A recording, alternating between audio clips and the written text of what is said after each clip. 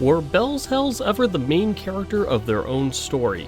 Plus a surprise Pathfinder playtest, a League of Legends TCG, and some big One Piece and House of the Dragon news. Show me what you've got. Welcome to 5 for Friday, our weekend look at some of the biggest news stories of the week. Today we're talking about the latest episode of Critical Role, the new Pathfinder classes, and some One Piece and House of the Dragon news. Remember, if you like these kinds of videos, be sure to like and subscribe to our channel. Now, on to the news. The latest episode of Critical Role featured a long fight between the Mighty Nine and the Weave Mind. For a 5-hour fight session, it was rather uneventful, due to the fact that things get kind of unwieldy when pitting 7 level 20 characters against 5 boss monsters. The Mighty Nine, of course, defeated the Weave Mind, no problem whatsoever. The real juice came after the episode ended, when the cast discussed Bell's Hells' chances of finishing their own mission.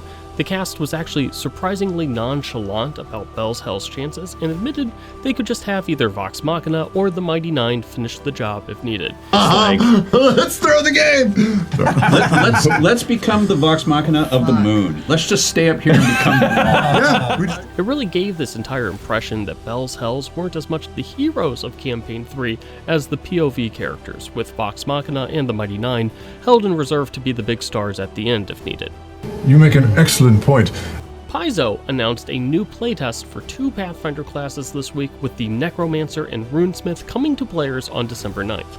The Necromancer is a prepared caster with the ability to send thralls, those are like skeletons or spirits, to explode on enemies or otherwise impede them. Meanwhile, the Runesmith is a support martial class that inscribes runes on things like objects or allies or enemies to either buff or debuff or deal damage. The interesting part is that we already know that the 2025 rulebook will focus mostly on martial classes, and it has absolutely nothing to do with either of these classes. So does this mean that Paizo is going to be double dipping with Pathfinder rulebooks next year? Guess we'll find out soon. It appears that One Piece Season 2 will be coming out in Christmas 2025. Speaking at Vienna Comic-Con last month, Vincent Regan, who plays Garp in the show, said that he's finished filming Season 2 and that the Alabasta story arc will be split between 2 seasons. He also said that the Season 2 would come out around Christmas 2025. While that's great timing, it does mean that characters like Nico Robin and Crocodile won't have much of a role in Season 2, with the bulk of their story taking place in Season 3, at least if it holds true to the manga. I told you, you aren't ready. In other TV news, House of the Dragon won't release its 3rd season until summer 2026. Now, this isn't exactly a surprise, given that HBO has A Knight of the Seven Kingdoms coming out in 2025, but Warner Bros. Discovery Global streaming CEO J.B. Perrette confirmed that it wouldn't be releasing House of the Dragon for a full another year. In fact, HBO will only be releasing between 2 to 3 tentpole series per year. Perhaps the presence of a dragon will sharpen minds round these parts. And finally, some big card game news. First, Riot Games announced Project K, a new trading card game based on League of Legends. The game can be played as 1v1, or in teams in 2, or as a 4-person free-for-all.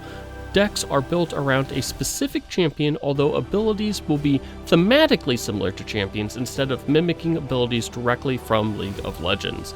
Also, this game won't be a physical version of Legends of Runeterra, the digital Hearthstone competitor that uses League of Legends as a basis. Project K will be released in China in 2025, and Riot is actively looking for a US partner to publish the game in the US and other countries. Additionally, GWENT, the card game from The Witcher 3, is getting a physical edition courtesy of Hachette Games. The game is described as, quote, a full port of The Witcher 3's GWENT, and will have a set card list of about 400 cards instead of a TCG format. GWENT will be released in Q3 2025. That's all the news that we have for you this week. Let us know what your favorite story was in the comment section, and don't forget to like and subscribe to Above the Table.